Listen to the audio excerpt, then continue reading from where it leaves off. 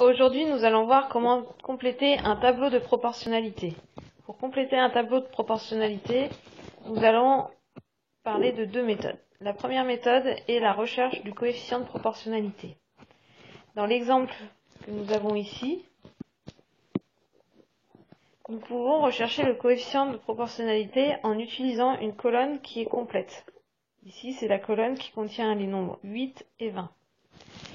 Pour trouver ce coefficient, il faut effectuer la division suivante.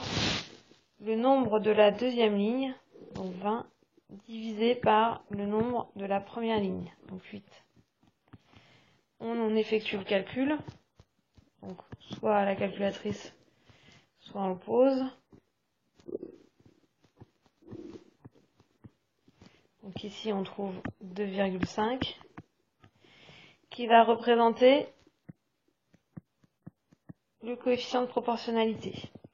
Donc pour passer de la première ligne à la deuxième ligne, nous allons multiplier par 2,5. Et pour passer de la deuxième ligne à la première ligne, nous allons diviser par 2,5. Une fois que nous connaissons ce coefficient de proportionnalité, il suffit de regarder les colonnes à compléter. Par exemple, dans la première colonne, il faut trouver le nombre de la deuxième ligne. Donc on doit passer de la première à la deuxième en suivant cette flèche. Du coup, l'opération à faire sera 1 fois 2,5.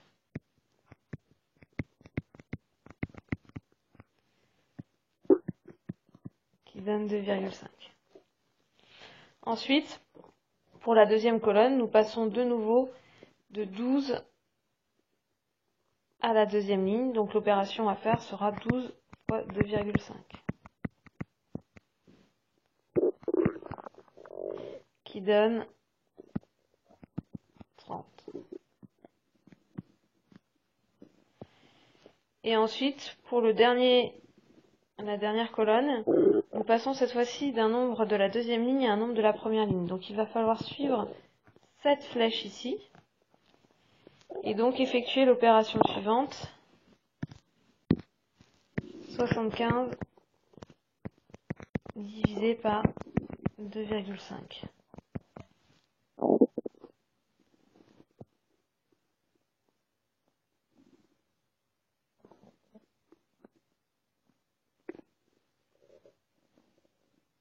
Et nous allons trouver 30. Une autre méthode pour compléter un tableau de proportionnalité est de travailler sur les colonnes. Pour cela, il faut servir d'une colonne qui est complète. Par exemple, la première colonne ici dans notre tableau. Si on souhaite compléter la deuxième colonne, nous allons regarder les deux nombres de la première ligne et nous poser la question: par quelle opération peut-on passer de 4 à 8? Sachant que nous pouvons utiliser une multiplication ou une division. Ici, en faisant 4 fois 2, je trouve 8. Donc je vais faire exactement la même opération au niveau de la deuxième ligne et je vais faire 25 fois 2 pour trouver le résultat 50. De la même manière, je continue. Pour passer de 4 à 40, je multiplie par 10.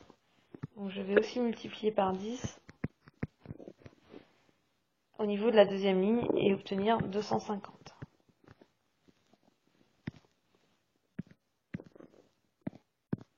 Ensuite, pour passer de 25 à 75, je multiplie cette fois-ci par 3. Donc je vais faire exactement la même opération en haut et multiplier par 3.